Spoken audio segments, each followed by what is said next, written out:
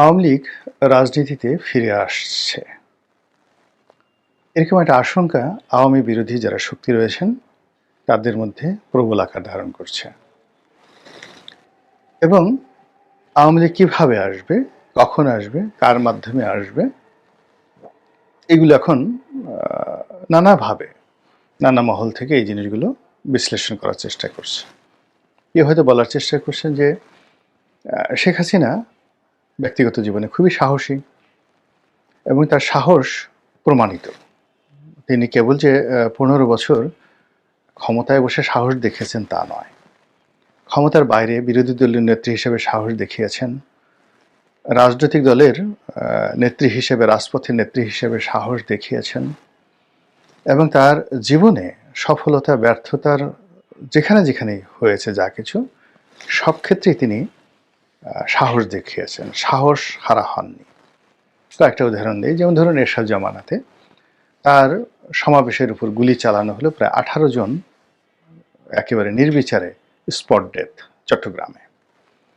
তো তিনি সাহস হারাননি, সেই এরশাদের সঙ্গে লড়াই করেছেন, সংগ্রাম করেছেন, আবার রাজনীতির প্রয়োজনে সেই এরশাদের সঙ্গে বন্ধুত্ব করেছেন পলিটিক্যাল প্রয়োজনে। তো কাজেই তার এই যে সাহস এবং কৌশল, এবং সেই এরশাদকে ছলে বলে কৌশলে একেবারে কবরে যাওয়া পর্যন্ত যেভাবে তিনি তাকে রাজনীতি শিখিয়ে দিয়েছেন, তাহলে ওই যে 18 জন মানুষকে গুলি করে হত্যা করার যে পরিকল্পনা, তো সেটা তাকে আজীবন একেবারে মৃত্যু পর্যন্ত তাকে কিন্তু তাড়িত করেছে এরশাদ সাহেবকে। This is Sheikh Hasina.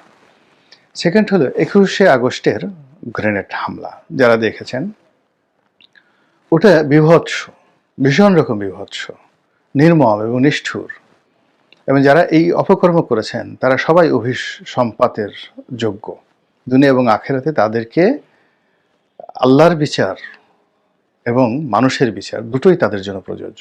তারা কখনো ওই নির্মম কর্মকাণ্ডের দায় এড়াতে পারবেন না। আমরা জানি না কারা করেছে এই কর্মটি, কিন্তু এটা খুবই নিষ্ঠুর, খুবই নির্মম। এবং যেহেতু আমি সেই ঘটনার সাক্ষী, আমি জানি ওই দিন কী নির্মমতা ঘটেছিল এবং কী ধরনের ভীত সন্ত্রস্ত অবস্থা তৈরি হয়েছিল। অনেকের স্পট ডেথ হলো, এরপরে আবার গুলি চালানো হলো, ব্রাশ ফায়ার করা হলো শেখ হাসিনাকে টার্গেট করে। তো এত কিছুর মধ্যে তিনি ট্রাকের উপর দাঁড়ানো ছিলেন, সেখান থেকে নামলেন, তারপরে তার নিজের গাড়িতে উঠলেন। এটা যেন তেন সাহসের বিষয় নয়। যারা বলেন যে এটা শেখ হাসিনার পরিকল্পিত, যিনি বিএনপিকে বিপদে ফেলার জন্য এই কাজ করেছেন, আল্লাহর গজব তাদের জন্য অপরিহার্য, তাদের মস্তিষ্কের উপর ক্রিয়া পড়বে রীতিমতো। এখন এই যে 21শে আগস্টের যে গ্রেনেড হামলা, তারপরে ওনার যে আহাজারি, ওনার যে চিৎকার, ওনার চোখের যে আকুতি, ওনার কান্না, ওনার ক্রোধ, একটু ভালো করে দেখেন তো, পৃথিবীর সবার মতামত নেন, সমস্ত মনোবিজ্ঞানীদের দেখান যে এর মধ্যে কোনো অভিনয় আছে নাকি। তো সেই অবস্থাতে তিনি সাহস হারা হননি। আর ইন্দিরা গান্ধী 1971 সনে যে অবস্থায় ছিল তার সে 100 গুণ কর্তৃত্ব নিয়ে নরেন্দ্র মোদী আছে। আর ওই সময়টাতে তাজউদ্দিন সরকার যত দুর্বল অবস্থানে ছিল, বঙ্গবন্ধু তো জেলখানাতে, তার সাথে 1 কোটি গুণ শক্তিশালী অবস্থানে আছে আওয়ামী লীগের নেতাকর্মীরা, দেশে, দেশের বাইরে, এবং স্বয়ং শেখ হাসিনা।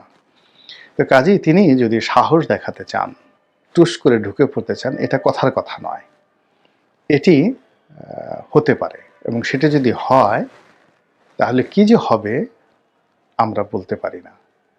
বাংলাদেশের রাজনীতিতে কিয়ামত হয়ে যাবে, অথবা আওয়ামী লীগ পুনর্বাসিত হবে, যদি সে সেটা সাহসটা দেখায়। টিল টুডে, টিল নাও, আজকের দিনে। এখন সমস্যাটা হয়ে গেছে যে শেখ হাসিনা পালালেন কেন, বা তিনি উড়ে গেলেন কেন? এটা একটা $1 মিলিয়ন প্রশ্ন।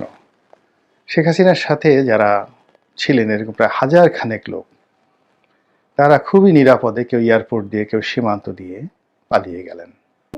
স্বয়ং শেখ হাসিনা যেভাবে নির্বিবাদে চলে গিয়েছেন, এই চলে যাওয়াটা শেখ হাসিনার জন্য ঠিক আছে। এটা আসাদ সাহেবের ক্ষেত্রে ঘটে, রেজা শাহ পাহলভীর ক্ষেত্রে ঘটেছে। মানে রাষ্ট্রের যিনি প্রধান, তাকে যেহেতু রাষ্ট্রীয় প্রোটোকল থাকে, এখানে তাকে নিরাপদে পৌঁছে দিতে হবে। আদারওয়াইজ এখানে একটা রক্তারক্তি কাণ্ড ঘটলে পুরো রাষ্ট্রীয় ব্যবস্থা নিয়ে একটা টানাটানি লেগে যেত। কিন্তু বাকি যারা ছিলেন শেখ রেহানা ছিলেন, অন্যান্য তার আত্মীয় স্বজন ছিলেন, আরও অনেকে ছিলেন। তো ইচ্ছা করলে তাদেরকে যদি আটকানো যেত, তাহলে আজকে আওয়ামী লীগের যে ফিরে আসা নিয়ে আমাদের যে আতঙ্ক, আমাদের যে ভয়, আমাদের যে ক্যালকুলেশন, বা আমরা যে সকল কথাবার্তা বলছি, এই শর্টটা অনেকটা কমে যেত। এরপরের যে প্রসঙ্গ সেটি হলো, কেন বারবার আওয়ামী লীগের কথা আসছে? কেন আমরা বিএনপির কথা বলছি না, জামাতের কথা বলছি না, ডক্টর ইউনূসের কথা বলছি না? আমাদের তো এখন আসলে আওয়ামী লীগের নামই নেওয়া উচিত না। কেন আমরা আওয়ামী লীগের ফিরে আসা নিয়ে কথা বলছি? কেন শেখ হাসিনার জনপ্রিয়তা বেশি না ডক্টর ইউনূসের জনপ্রিয়তা বেশি, এসব নিয়ে জরিপ হচ্ছে? কেন বিএনপির সঙ্গে আওয়ামী লীগের তুলনা করা হচ্ছে? এই জিনিসগুলো কেন যেই লাউ সেই কদু বলা হচ্ছে? কেন এক জালিম গিয়েছে আর এক জালিম এসেছে, এই কথাগুলো বলা হচ্ছে? তো এই জিনিসগুলো ভাবতে হবে।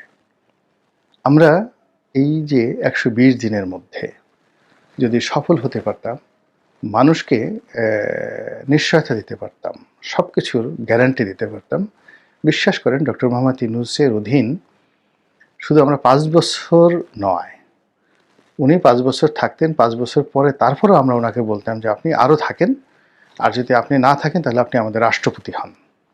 প্রধানমন্ত্রী যারা নির্বাচিত হবে তারা থাকুক, আপনি রাষ্ট্রপতি হন। এই ছিল মন মানসিকতা। এমনকি আমি বিএনপির শীর্ষ যারা নেতৃবৃন্দ রয়েছেন তাদের সঙ্গে কথা বলেছি। তখন তো আমরা জানতাম না যে ডক্টর মোহাম্মদ ইউনূস আসবে। আমি সেই 2021-22 সনের কথাই বলছি। কন্টিনিউয়াসলি অনেক বিএনপির টপ যারা 5-6 জন নেতা রয়েছেন তাদের একান্ত আলোচনা। তো তারা যখন আমাকে বলতেন যে মিস্টার রনি, আপনি বলেন তো যে ভবিষ্যৎ কী হতে পারে? তা আমি বললাম যে মধ্যে একটা ইন্টারিম কিছু একটা আসবে, সেটা সেনাবাহিনী হতেও বা যা হোক, আওয়ামী লীগ থাকবে না এটা শিওর। আওয়ামী লীগ থাকবে না, মধ্যে একটা আসবে এবং তারা 5 বছরের আগে কমপক্ষে যাবে না। তো বিএনপির লোকরা তো সবাই একেবারে এক বাক্যে আমাকে বলেছেন যে আমি একেবারে নাম ধরে ধরে, কেউ যদি চ্যালেঞ্জ জানায় নাম ধরে ধরে আমি তাদেরকে সামনে আনতে পারবো। তারা বলেছে যে হাসিনা যাক, আওয়ামী লীগ যাক, যেই আসুক না কেন দেশটা মোটামুটি ভালো চলুক, 5 বছর থাকুক, দরকার হলে 5 বছর পরে আমরা ইলেকশন করব। তো এরকম একটা মেন্টাল প্রস্তুতি তো বিএনপির ছিল। সেই 2021-22 সন থেকে তো তারা এইভাবে চিন্তা ভাবনা করে এসছে। এখন সেই বিএনপি অলনে ছাড়েন, তারা বলছে এখনই ইলেকশন দিতে হবে। তাহলে এই যে পরিবেশ এবং পরিস্থিতি কারা সৃষ্টি করলো? নিঃসন্দেহে এখন যারা রাষ্ট্র ক্ষমতায় আছে তারাই করেছেন। এবং তাদের কর্মকাণ্ড, তাদের কথাবার্তা, তাদের আচরণ এবং তাদের বিভিন্ন ব্যর্থতা এবং তাদের দোদুল্যমানতা সব মিলিয়ে এমন একটা পরিবেশ এবং পরিস্থিতির সৃষ্টি করেছে, যার ফলে মনে হচ্ছে এই আওয়ামী লীগ বোধহয় এসে গেল।